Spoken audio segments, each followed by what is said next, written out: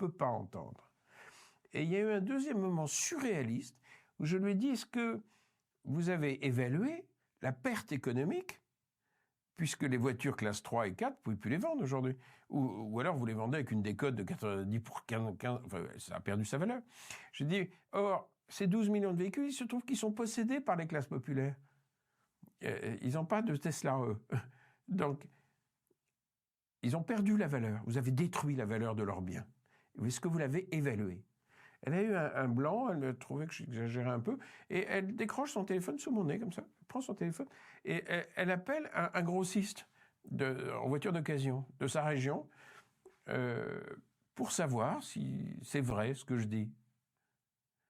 Je la vois donner le coup de fil, donner la liste des véhicules, une Clio, je sais pas quoi, et puis elle raccroche. J'ai devant moi la preuve qu'elle n'en sait rien.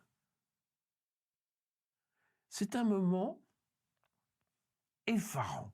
Mais elle avait quand même déclaré une semaine plus tôt, et ça a été largement relevé par la presse, qu'en fait les pauvres n'ont pas de voiture. Oui. Donc c'est pas un problème. Ben oui, puisqu'elle les voit pas. La vieille dame là dont je parlais, 82 ans, qui n'a pas accès au crédit, de toute façon elle n'a pas de voiture. Dans mon village, ils n'ont pas de voiture, mais dans la ruralité, ils ont tous des bagnoles de gueux. Ils ont des bagnoles qui valent 1 000 € quand on n'a plus de sous. Mais dans la ruralité, si vous... Or, elle n'a pas l'air au courant qu'il y a un tiers du peuple qui vit dans la ruralité. Et que dans un village, si vous n'avez pas de véhicule dans mon village, dans l'autre, mais vous n'avez pas la pharmacie, vous n'êtes pas soigné, vous ne pouvez pas faire vos courses, parce qu'on a une petite épicerie, mais il y a des tas de choses que vous ne pouvez pas trouver. Vous n'avez plus de liens familiaux. Et vous ne pouvez plus travailler.